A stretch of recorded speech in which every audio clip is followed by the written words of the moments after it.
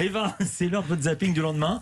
Pas d'escort boy, mais Non. quel programme avez-vous retenu? Quel thème les rassemble, ces Alors programmes? le manque d'air, vous allez prendre une grande inspiration parce que ce qui vous attend sur Arte risque de vous couper le souffle pendant 1h30. Un documentaire initialement intitulé Au bout du souffle, mis en ligne sur Netflix dans un premier temps et donc qui est diffusé sur Arte et qui évoque le quotidien de Chris. Son métier, c'est plongeur à saturation. Ce sont des missions qui se déroulent au plus profond de la mer du Nord, dans des conditions extrêmes.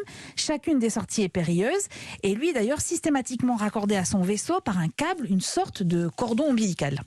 Quand le plongeur sort de la cloche, il est totalement dépendant de sa liaison ombilicale. Elle l'approvisionne en eau chaude dont il a besoin pour conserver sa température corporelle. Elle lui fournit du gaz pour qu'il puisse respirer, de la lumière et la possibilité de communiquer avec la surface.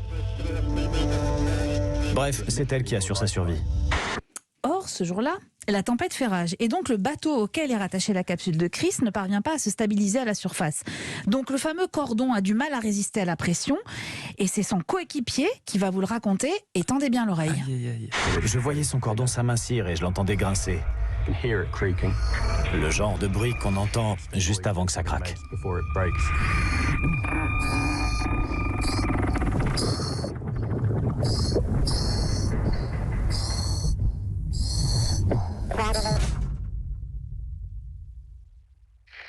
J'ai perdu le contact avec le deuxième plongeur. Alors je vous confirme, C'est hyper oppressant. ouais, le cordon a cédé, le corps du plongeur est entraîné à plusieurs mètres, il a à peine 5 minutes d'autonomie, sinon c'est la mort. Situation dramatique dont vous découvrirez l'issue sur Arte. Sur France 3, changement d'univers, mais parfois les enfants que vous allez entendre sont aussi à bout de souffle. Ils souffrent de dyslexie, de dysphasie, de dysorthographie et moins de dysfonctionnement verbal.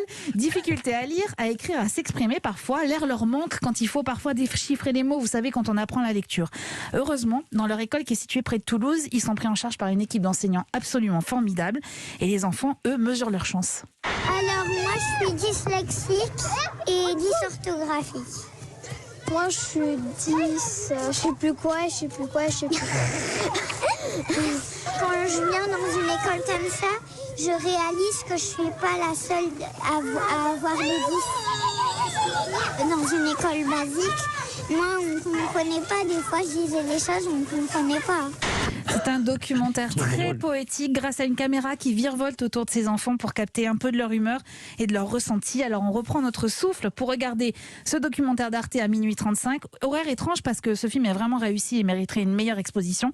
Et puis Papillon en avier, j'arrive pas à le prononcer, est à voir sur France 3 à 22h50. Merci beaucoup Eva Rock, on vous retrouve tout à l'heure pour votre indispensable. Et puis merci beaucoup Bertrand Chameroy.